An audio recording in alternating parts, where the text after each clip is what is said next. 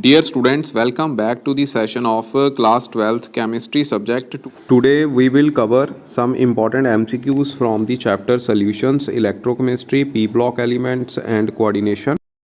What is the molality of pure water? So finding the molality of pure water, first of all we should know the molecular mass of water, that is 18 gram per mole. Similarly, let the density of the solution be equal to water be equal to 1 kg per liter, and the volume, let the volume of the solution be 1 liter. Okay, then the mass of water would be, mass of water will be, we know that mass is equal to density into volume. So here density is 1 and volume is also 1. Okay, then the weight will be equal to 1 kg. 1 kg means 1000 gram. Okay ji, and then to find the number of moles, we know that number of moles is equal to weight divided by its molecular mass. Here the weight is 1000 gram and the molecular mass is 18 gram per mole. When we divide it, you will get 55.55 mole. Find this is the number of moles of water. Then you will find the molality. We know that molality is a number of moles of solute divided by weight of solvent. Here the weight of solvent is taken as 1 kg. Therefore when we divide it by 1, you will get 55.55 molar solution. Means this is the molality of pure water. So answer is first option. And then the second question which is flashing on your screen, it is, if alpha is the degree of dissociation for the sodium chloride, then the want of factor used for the calculating the molecular mass will be equal to, here sodium sulfate will be dissociated into 2 Na positive and 1 sulfate ions, like this. Okay, let the concentration of sodium sulfate, initially it is 1, then the concentration of sodium and sulfate ion would be 0 0. Let the number of let alpha be the degree of dissociation for the case of sodium sulfate, then it would be equal to 2 alpha and sulfate ion would be equal to alpha. Then how much sodium sulfate will be left? It will be 1 minus alpha. Now इन सभी को हमने add कर देना है, 1 plus alpha plus 2 alpha plus alpha. You will get out the number of moles of particles, that will be equal to 1 plus 2 alpha. Now want of factor is equal to number of molecules after dissociation divided by total number of particles after dissociation left and divided by total number of particles taken. When you divide it by 1, you will get want of factor would be 1 plus 2 alpha. So answer will be C option. Fine. Now question number 3 is, low concentration of oxygen in blood of people living at high altitude. It is due to the low atmospheric pressure. Very easy question based on the Henry's law. Now the next question number is 4. Maximum amount of solid solute that can be dissolved in a given amount of liquid solvent does not depend upon.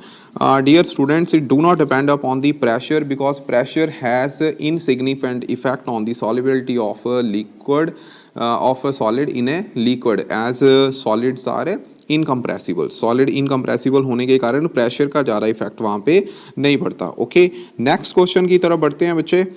This is question number 5, that is quantity of charge required to obtain 1 mole of aluminium from aluminium oxide. So here first of all we will write how aluminium change into aluminium ions. It will dissociate to 2Al3 positive ions and 3 oxide ions here. Now from the given equation, it is concluded that the 2Al3 positive ions will require 6 electrons to reduce it. Okay, to change it into the aluminium. Therefore 6 farad is required to reduce 2 mole of aluminium. And what you are asked here, 1 mole of aluminium. So therefore 1 mole of aluminium will be reduced by कितने में हो जाएगा, 3F में. ठीक है, तो यहाँ पे 3F quantity of charges required to reduce to obtain 1 mole of aluminium from aluminium oxide. Fine. So आगे बच्चे बढ़ते हैं हम क्वेश्चन नंबर 6 की तरफ. This is the equivalent conductivity of 0.1 molar weak acid is 100 times less than that of infinite dilution, then the degree of dissociation will be equal to here. सो बच्चे हमें पता है यहाँ पे कंसंट्रेशन आपको दी हुई है 0.1 molar, fine, and we know that alpha is equal to lambda M C divide by lambda M naught, where the usual the symbols have their usual meaning, means lambda m c यहाँ पे क्या होता है molar conductivity at c concentration, and lambda m infinite क्या होता है molar conductivity at infinite dilution, ठीक है। अकॉर्डिंग टू क्वेश्चन हेयर क्या दिया हुआ आपको, लैम्डा एम सी की वैल्यू जो है वो लैम्डा एम इनफाइनाइट से 100 टाइम्स क्या दे दी है, लेस दे दी है, ठीक है। इट मीन्स यहाँ पे अल्फा की वैल्यू जब आप फार्मूला में पुट करोगे, lambda alpha is equal to lambda M C की वैल्यू यहाँ पे कितनी आ जाएगी, lambda M infinite divide by 100 into lambda M infinite, ठीक है। यहाँ पे क्या आ जाएगा, मैं यहाँ लिख देता हूँ लैम्डा एम इनफाइनाइट, ये दोनों कट जाएंगे, ठीक है। तो रह क्या गया बच्चे 1/100, देयरफॉर इट इज 0.01, मतलब कि ऑप्शन नंबर आपकी सी आ रही है, ठीक है। आगे बच्चे नेक्स्ट 7th क्वेश्चन है, graphite is good conductor of electricity due to the presence of. बच्चे अगर आप ग्रेफाइट की स्ट्रक्चर को ध्यान से देखो तो वहाँ पे इसकी स्ट्रक्चर ऐसे होती है, इसमें ऐसे कुछ हेक्सागन सी बनी होती हैं, ठीक है, एक लेयर दूसरी लेयर, ठीक है। आप लोग ध्यान से देखना इसको अपनी बुक के ऊपर। और बच्चों यहाँ पे आपको पता होना चाहिए कि एक कार्बन जो है वो एक लेयर में 3 एटम्स के साथ जुड़ता है, मतलब 3 बॉन्ड बनाता है। एक इसका जो इलेक्ट्रॉन है फ्री होता है, ठीक है, और वो फ्री इलेक्ट्रॉन दूसरी शीट के साथ कार्बन के साथ बॉन्डिंग करता है, जिसकी वजह से ये स्लिपरी नेचर होती है और इसकी गुड कंडक्टिविटी भी इसी की वजह से ही है, ठीक है। सो इसका आंसर आएगा free valence electron, fine, option number B.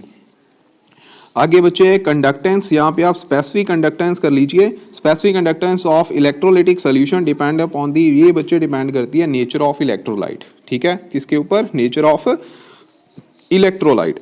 Next question is hybridisation involve in PCl5। बच्चों PCl5 में सेंट्रल एटम यहाँ पे फॉस्फोरस है, तो फॉस्फोरस के 5 वैलेंस इलेक्ट्रॉन होते हैं 15 एटॉमिक नंबर होने के कारण। क्लोरीन बनाता है सिंगल बॉन्ड, एक एक इलेक्ट्रॉन इसको चाहिए, तो यहाँ पे 4 हमने बना दिए, एक ये बना दिया, ठीक है। तो 5 वैलेंस इलेक्ट्रॉन है इसके, 1 2 3 4 5, ये नहीं आना, ये यहाँ पे नहीं आएगा, ठीक है। तो अब आप हाइब्रिडाइजेशन देख लीजिए, एक S में यूज हो गया, 3 जो है वो P में यूज हो जाएंगे, एक बच्चे D ऑर्बिटल यूज करेगा, तो बन गई sp3d, ठीक है। sp3d मतलब कि बी ऑप्शन इसका राइट आंसर है। आगे बच्चे अमोनिया की शेप आप सभी को पता होगा, ये पिरामिडल शेप होती है, ठीक है। तो P ब्लॉक का ये वेरी फेमस क्वेश्चन है, ठीक है। प्रोटॉन एफिनिटी भी बच्चे इसकी ही ज्यादा होगी यहाँ पे, ठीक है, अमोनिया की, ओके। आगे बच्चे नेक्स्ट है मोस्ट अबंडेंट एलिमेंट पूछा है, एलिमेंट इज ऑक्सीजन, ठीक है। अगर मेटल पूछी होती फिर एल्यूमिनियम आना था, ठीक है। आगे बच्चे क्वेश्चन है विच of the following is most basic oxide. कौन सा बेसिक ऑक्साइड होता है बच्चे, याद रखना मेरी बात, जितनी ऑक्सीडेशन स्टेट ज़्यादा होती है सेंट्रल एटम की, उतनी एसिडिटी ज़्यादा होती है, ठीक है। यहाँ पे अगर आप इनकी ऑक्सीडेशन स्टेट निकालो तो इसकी +4 आएगी, इसकी आएगी बच्चे +3, जो बिस्मथ है ये इसकी आएगी बच्चे +3, और एल्यूमिनियम वाले केस में भी +3 ही आएगी, ठीक है। तो सबसे पहले तो बात होगी कि SeO ट्वाइस, ये तो एसिडिक नेचर का हो गया, ठीक है, ओके। उसके बाद बच्चे नेक्स्ट है, अगर गिवन ऑक्सीडेशन स्टेट ये तीनों की अब सेम है, ठीक है, तो अब बेसिक करैक्टर जो है वो इंक्रीज करता है with the size of central atom, ठीक है। तो साइज ऑफ सेंट्रल एटम यहाँ पे बिस्मथ का सबसे ज्यादा होगा, तो ये बेसिक ऑक्साइड मोस्ट होगा, ठीक है। मोस्ट बेसिक ऑक्साइड यहाँ पे होगा कौन, बिस्मथ ऑक्साइड। और जो एंटीमनी और एल्यूमिनियम के ऑक्साइड हैं ये बच्चे एम्फोटेरिक बिहेवियर के होते हैं, ठीक है, क्या होते हैं, एम्फोटेरिक बिहेवियर, ओके। आगे बच्चे नेक्स्ट क्वेश्चन है 25, which of the following molecule are all the bond not equal. तो बच्चे यहाँ पे जो ClF3 है इसकी शेप T शेप होती है लाइक दिस, ठीक है, इसमें लोन पेयर आते हैं और ये T शेप होती है, इसमें बॉन्ड सारे फिर इक्वलेंट नहीं रहते, ठीक है जी। नेक्स्ट क्वेश्चन की तरह बढ़ते हैं बच्चे, which one will following contain the maximum number of lone pair of electrons on the central atom. तो डियर स्टूडेंट्स अगर हम इसकी स्ट्रक्चर बनाएं सभी की, तो मैं बना देता हूं यहाँ पे Cl का आपको पता है 7 वैलेंस इलेक्ट्रॉन होंगे, ऑक्सीजन ने एक तो नेगेटिव चार्ज ऐसे ले लेना है, ठीक है, बाकी इसमें क्या है 2 बन जाएंगे बच्चे ऑक्सीजन, इसका मतलब इसमें एक लोन पेयर आया, ठीक है। SF की आप ऐसे ही बनाओगे तो SF में 6 होते हैं, 4 यूज हो गए, सल्फर के केस में बच्चे 6 वैलेंस इलेक्ट्रॉन होते हैं सल्फर के केस में, तो 2 लोन पेयर यहाँ पे क्या 4 बॉन्ड बना देंगे, इसका मतलब 2 यहाँ पे ऐसे लोन पेयर बचेंगे, ठीक है, वैलेंस इलेक्ट्रॉन्स में। तो इसका मतलब इसमें 2 वैलेंस इलेक्ट्रॉन आ गए। जीनॉन के केस में 8 इलेक्ट्रॉन होते हैं जिसमें से 4 यूज हो गए। 4 यूज होने के बाद बच्चे इसमें भी 2 बचे और 2 इसमें लोन पेयर आएंगे, ठीक है। अब बारी आती है I3 1 नेगेटिव की। इसकी स्ट्रक्चर बनाते हैं तो I3 में आपको पता है 7 वैलेंस इलेक्ट्रॉन यहाँ पे होंगे, ठीक है, वैलेंस इलेक्ट्रॉन, ठीक है। 7 इलेक्ट्रॉन्स कैसे बनाएंगे, 1 2 3 4 5 6, ठीक है जी।